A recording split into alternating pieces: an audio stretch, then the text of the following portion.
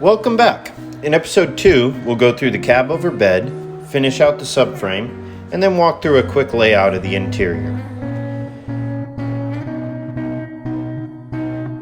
The cab over bed is the only place on the build that I did not use birch plywood. I ended up using some leftover underlayment that I had remaining from the back seat delete platforms, but it's really not the same quality material.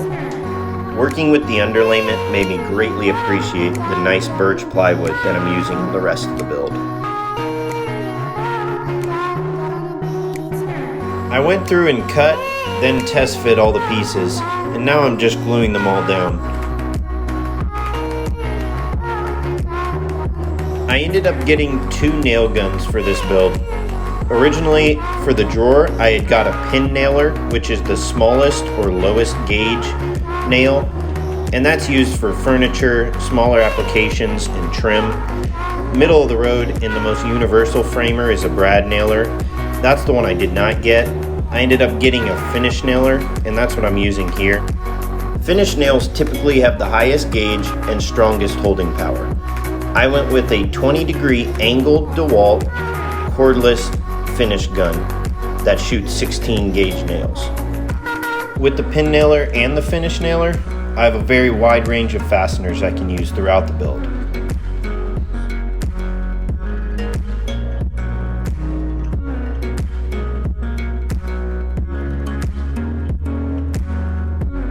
Now that everything is glued and screwed down, I can start cutting out the insulation. This is extruded polystyrene foam board, or XPS insulation. It's very simple to work with and can be cut with a normal handsaw. Once it's glued down, it's extremely rigid and strong. All these people talking about foam bones campers, this is what they're using. If you have unlimited leisure, Google EPS versus XPS. That will tell you everything you need to know about foam board insulation.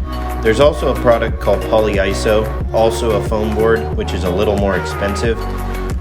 But between those three, you can build anything from cavity walls to roofs and anything in between.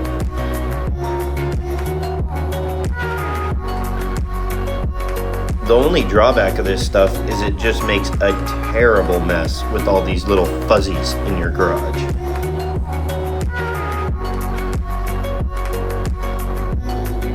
Once all the insulation was cut, I did a quick vacuum, then drizzled on the glue. I used a cheap paintbrush to spread it around.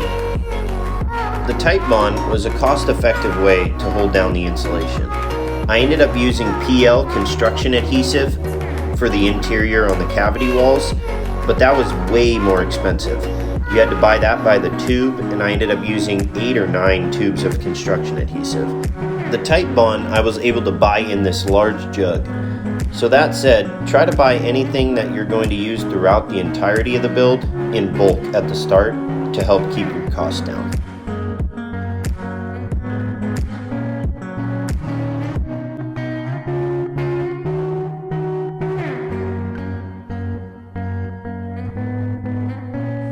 Go Dolly, earn your money, go Dolly. Alright Snoop Dogg, that's enough. Now that the cab over is made, it's time to attach it to the rest of the camper. I created a precarious pyramid that the cab over is sitting on right here. I think I stacked a cooler, a few sets of weights, some 2x4s, and a few other items to get me to the perfect height.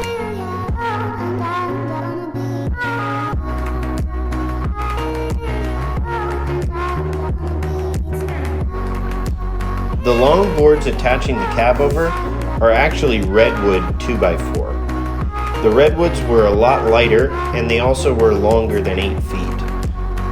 I don't know how this will turn out in the overall build, but it seems good so far. It's definitely a softer wood than the fir or furrings, Douglas fir that I used on the back wall, but I think it'll be fine for the side walls because there's not too much support other than the windows and a few other vents and small items on the side walls. Obviously the redwoods are supporting the cab over bed as well, but there'll be many other attachment points to help out. The plywood sheets on the side, reinforced by the glue and the foam board, along with all the L metal, ran along the trim. And then there'll be some furring strips ran along the inside in order to put my tongue and groove cedar strips on top of. With all these attachment points, it should be a nice, strong, sturdy camper. Now that the redwoods are attached, I threw some glue down and jimmied this cab over into place. Being that I'm building by myself, I used leverage as best I could throughout the build. You can see here I'm using 2 clamps to basically raise the roof, leveraging against the bottom of the camper.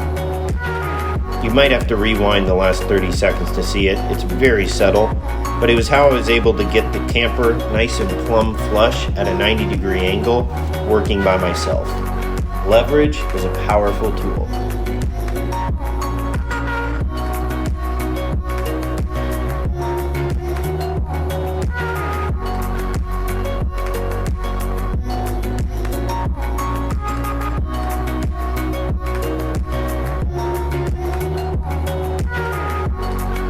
And again, all these points are attached with 3-inch screws and the holes are pre-drilled.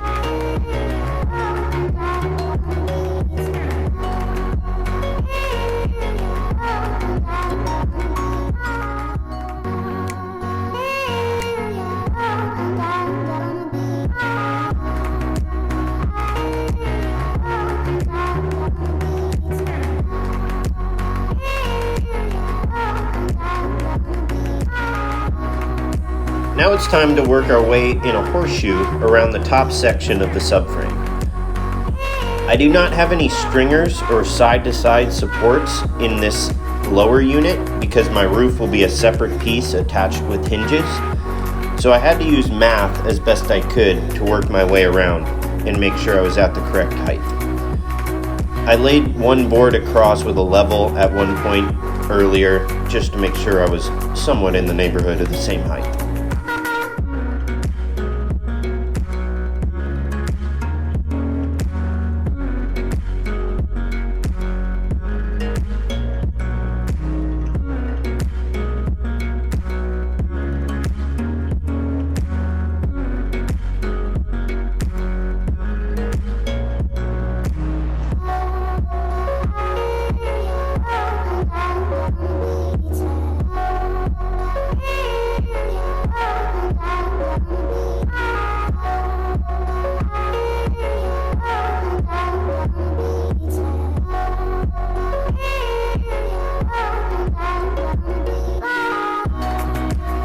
For not having framed anything in my life, I'm happy with how the subframe turned out.